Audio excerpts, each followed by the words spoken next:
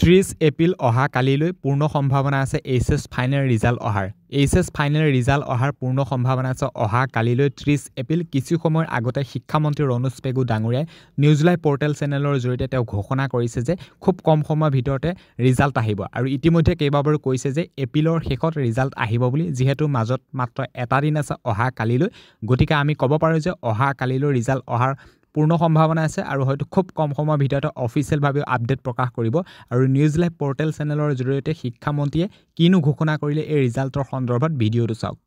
ফলাফল দিব সোনকালে ফলাফল দিব এতিয়া নিশ্চয় গম পাইছে এইচএছ ৰিজাল্ট কেণ্ডিডেট খিনিয়ে যে অহা কালিলৈ হয়তো ৰিজাল্ট আহি যাব পাৰে খুব কম সময়ৰ ভিতৰতে অফিচিয়েল ভাৱে আপডেট প্ৰকাশ পাই যাব